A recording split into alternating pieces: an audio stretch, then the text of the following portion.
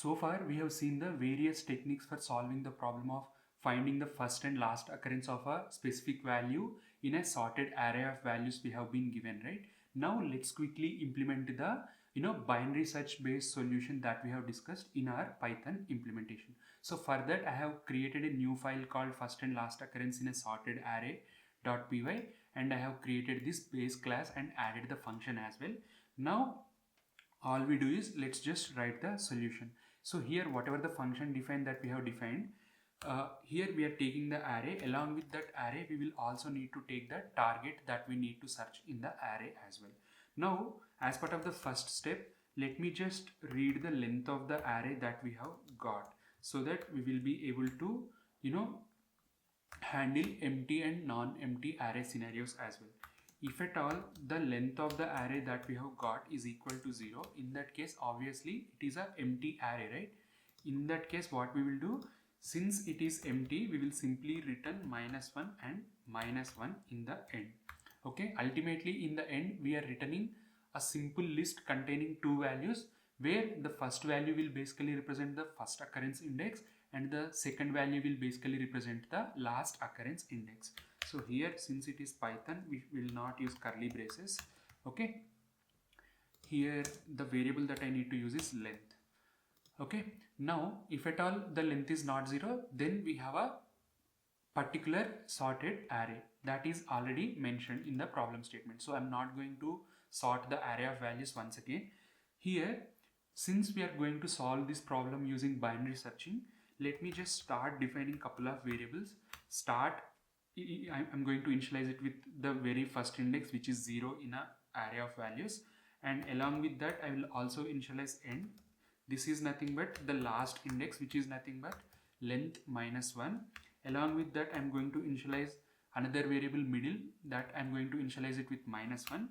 Similarly, to hold the first occurrence, what I will do is I will define one variable first occurrence index and I'm going to initialize it with -1. Okay, now all we do is we will run a loop in a whatever the loop that we run in a binary searching, right? As long as the start is less than or equal to end, here what we will do, we will calculate the middle. So here, since we are using Python 3, it can yield the floating point numbers. So here let me just do import math. Here from math, let me just do math.floor of start plus end divided by 2. Okay, so that is what the middle index calculation is. Now what we will do, we will compare the value we have at this middle with whatever the target we have been provided.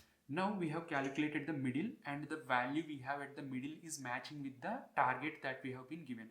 So whatever the middle index that we have, it could be the very first occurrence of a target value in the sorted array of values we have been given, right?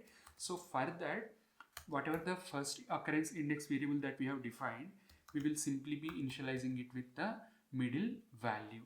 Now there is something that you need to remember here. Since we have matched the value at the middle with the target value, there could be some other values on the left of the middle, right? So this whatever the target value we have been given, it could be available on the left side also. That means the first index still need to be updated with that particular index. So to continue our logic, I will simply update whatever the end that we have, we will simply update it with middle -1, so that it will still go ahead and calculate the middle and try to continue our logic. Now for example, whatever the value we have on the middle index, if it is greater than whatever the target that we have been provided, so the target value is greater than whatever the value we have on the middle, in that case what we will do, we need to search on the right part of the array, right? For that we will update start with middle +1, and the other scenario is obviously less than what we have. In that case we will update end with middle -1. Okay, so by the time we complete this loop, whatever the first and last occurrence index variable that we have defined, if at all the target value we have found in the array of values that we have been given, this variable will hold the first occurrence index. Remember that here we are using the binary searching for that.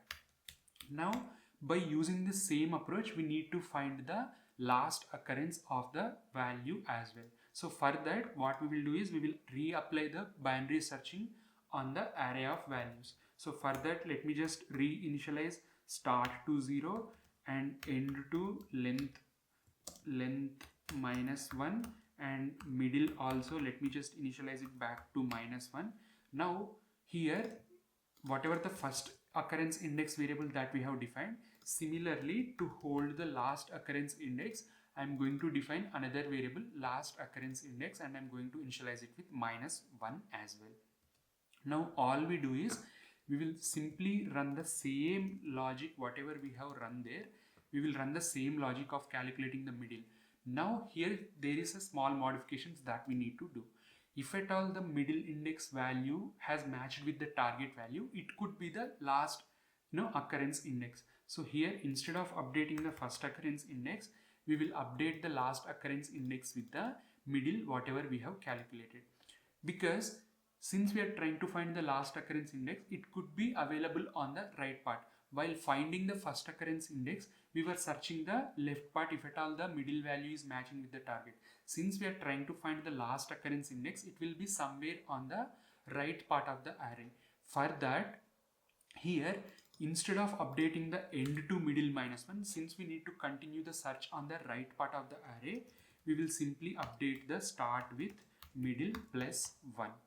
Otherwise, the other scenarios are obviously greater than and less than, right? If at all the value we have on the middle is greater than the target value, then we need to, looks like we have done an opposite comparison here. Here, if at all the value we have at the middle index is greater than the target, that means the value could be available on the left part of the array, right? So here, instead of updating the start to middle +1, we will update the end to middle -1, so that we will continue the search on the left part of the array.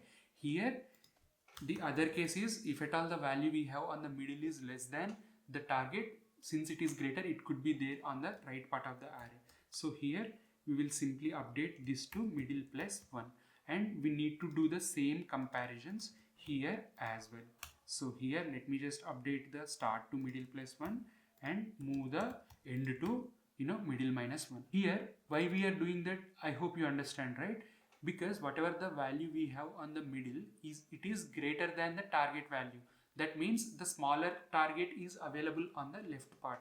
To continue the searching on the left part, we will update the end to middle -1. If at all the target value is smaller, middle value is smaller than target, then the larger target whatever we want is available on the right part of the array. To continue the search on the right part of the array, we've updated the start to middle +1. Okay, so that is something that I missed while writing the normal logic previously. That's why I'm correcting it. In the end, here we will simply return a array containing first occurrence index and last occurrence index. Okay, so this is the effective way of finding the first and last occurrence of a particular target value in a sorted array of values we have been given. Remember that whatever the logic that we have written is honoring the array which is sorted in the ascending order. If at all, if your array is sorted in the descending order, you just need to modify these searching ranges according to that. Okay, so that is something that you need to remember. Here, now we have implemented the function, right? Let me just define a array of values, and let's just try to call this function and validate it. And first and last occurrence equal to first and last occurrence, and from here FLO dot, let's call the function, let's just pass the array of values, and let's say I want to search for the value 5. Okay, and in the end let's just print it will return a array containing first and last index, right? Let's just store it in one variable result. Here let's just print result of 0, okay, plus result of 1. Okay, So if I run this right now, see the array is sorted in the ascending order. We are searching for the value 5, right? 5 is available at index 4 first time, and the last time it is available at index 5. So if I run this code right now, 4 and 5 is the output that we should be getting. Okay, understood the issue. Here we are trying to concatenate. Since it is a string, we are not. Moreover, why are we doing this result of 0 and result of 1? We can simply print the result itself, right? So if I run this code right now, see the output that we have got is 4 and 5. Okay. Now similarly, let's just say here instead of having 4, here also we had 5 only.